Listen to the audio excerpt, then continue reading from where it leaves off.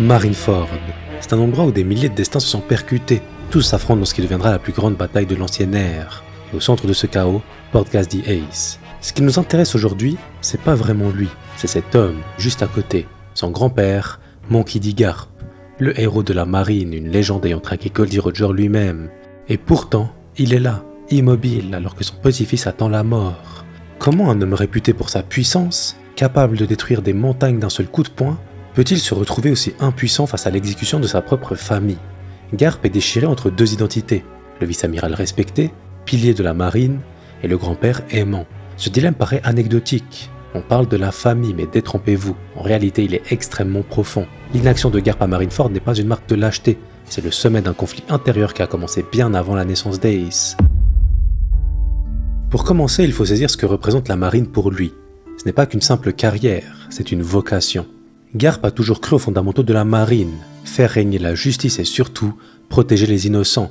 Ces principes résonnent profondément en lui, au point où il y a consacré sa vie entière. Il s'est développé au sein de celle-ci, a formé et surtout inspiré des hommes à atteindre son statut.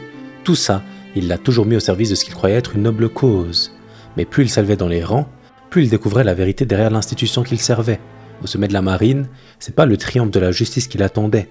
Non, c'est les Tenryubito, les dragons célestes, des êtres qui ont été élevés au rang de dieux. Le problème, c'est qu'ils incarnent tout ce que Garp méprise, l'injustice, la cruauté et surtout le privilège sans mérite. C'est pour cette raison qu'il a toujours refusé de devenir amiral, malgré sa puissance établie et son amour pour l'organisation.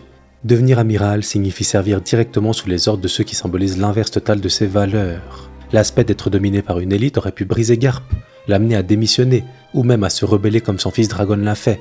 Mais Garp a choisi une voie différente, rester dans le système, tout en gardant son intégrité personnelle. En d'autres termes, continuer à œuvrer pour la justice telle qu'il la conçoit, sans compromettre ses principes. Et ça, c'est la preuve irréfutable de son amour pour la marine saine, pure. Il ne choisit pas de rester par lâcheté ou par peur. Non, il choisit de rester pour former les soldats qui pensent comme lui, qui feront le futur de la marine.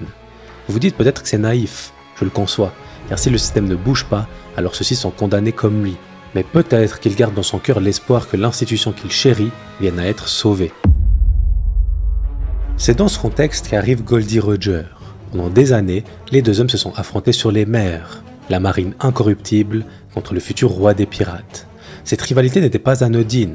Déjà, on parle de l'homme le plus libre de la marine face à celui qui deviendra le plus libre des pirates. C'est symbolique, mais surtout c'était des combats épiques ayant marqué une génération entière. Mais contrairement à ce qu'on pourrait penser, cette rivalité n'était pas faite de haine. Au fil des combats, quelque chose s'est développé, un respect profond. Garp, déjà déçu par les sommets de la marine, a pu reconnaître en Roger une forme de liberté et d'intégrité qui résonnait en lui, et ce malgré leur choix de vie complètement opposés. Ils ont même fini par s'allier pour une cause qui les dépassait lors de God Valley, c'est dire leur relation. C'est pourquoi, lorsque Roger, condamné par la maladie, s'est rendu à la marine, il a pu faire une demande qui changera à jamais la vie de Garp. Il lui a confié son enfant, sachant pertinemment que le gouvernement mondial voudrait éradiquer toute trace de son sang. Imaginez la situation.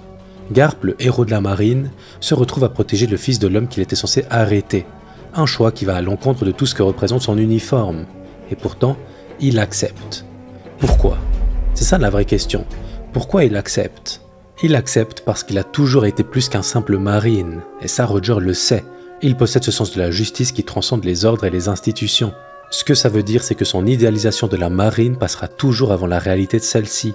Il agit en son âme et conscience. Pour lui, condamner un enfant innocent pour les crimes de son père serait l'injustice ultime.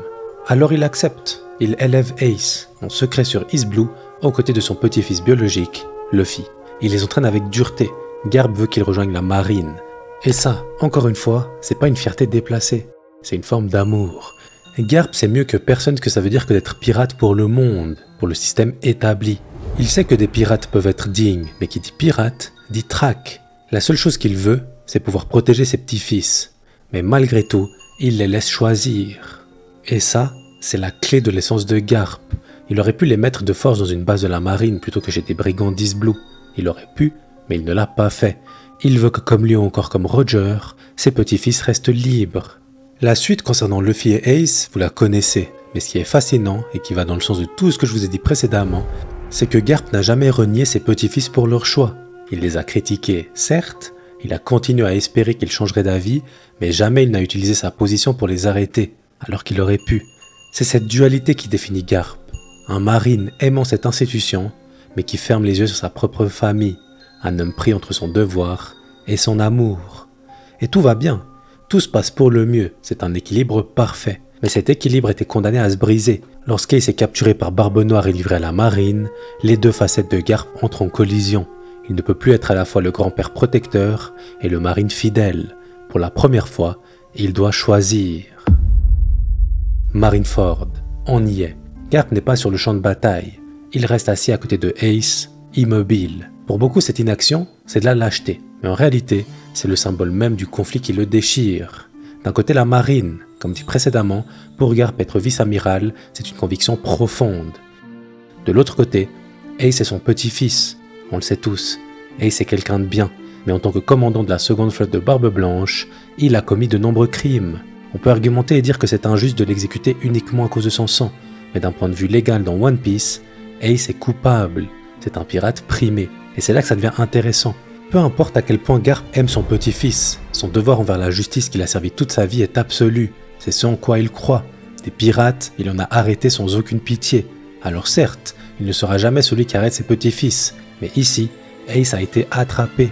C'est pour ça qu'il reste là, déchiré, mais qu'il permet à la justice de suivre son cours. C'est ça la clé de toute l'essence de Garp. Ace a été libre de son choix et Garp l'a prévenu. Il s'est lancé sur les mers en sachant très bien ce que ça impliquait et Garp n'a jamais brisé ce principe. Il a laissé son petit-fils suivre son propre chemin alors qu'il savait que ce chemin pouvait mener à la mort.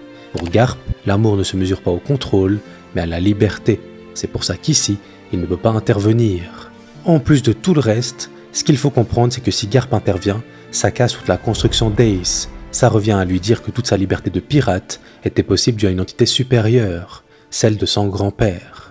Luffy arrive, et très vite, Garp doit se positionner aussi vis-à-vis de son autre petit-fils, surtout quand celui-ci est proche de libérer son frère.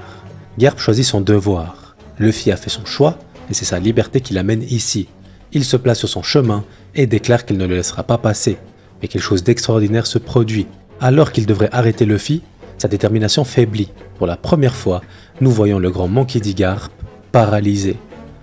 Pas par la peur, mais par l'amour. Ce moment de faiblesse permet à Luffy de le frapper et de passer. Ce n'est pas une défaite physique. Nous savons tous que Garp aurait pu arrêter Luffy s'il l'avait vraiment voulu. C'est une défaite morale. Malgré sa loyauté envers la marine, il ne peut pas se résoudre à être celui qui empêchera Luffy de sauver son frère. De la même manière que face à Ace, Garp choisit l'inaction. Mais celle-ci mène au sauvetage de Ace. Je trouve ça beau symboliquement que l'inaction finale dont il fait preuve face à Luffy soit ce qui permettra à celui-ci d'enfin atteindre et libérer Ace. Mais attendez, c'est pas fini. Garp n'est malheureusement pas comme beaucoup d'autres, au bout de sa peine. Quand Akainu transperce Ace, quelque chose se brise en Garp. Tout s'effondre. Dans un accès de rage, il se précipite pour tuer l'amiral. Et ça, c'est aussi très intéressant. Là où précédemment c'était l'institution qui procède à l'exécution de Ace, ici c'est Akainu qui le tue avec des moyens pervers, des moyens qui vont à l'encontre des principes de Garp, et surtout à l'encontre de sa justice. C'est ça qui lui fait perdre le contrôle. Le problème dans tout ça, c'est que Akainu reste dans les clous du gouvernement mondial, et il agit dans le sens de la réalité qu'est la marine. En faisant le choix d'attaquer Akainu, Garp est prêt à perdre tout ce pourquoi il se tient debout. Qu'il gagne ou qu'il perde, ce sera irréversible. À cet instant, nous observons la tragédie de ce moment, et on peut voir que son choix de rester fidèle à la marine n'était pas le résultat d'un manque d'amour pour Ace. Lorsque Garp a choisi de laisser Luffy et Ace choisir leur voie, il s'est condamné à vivre avec un couperet au-dessus de sa tête. Et c'est peut-être ça, la leçon la plus cruelle que Marineford ait enseignée à Garp. Parfois, les choix les plus difficiles ne sont pas entre le bien et le mal, mais entre deux formes de loyauté qui, lorsqu'elles entrent en conflit, ne laissent aucune issue sans regret.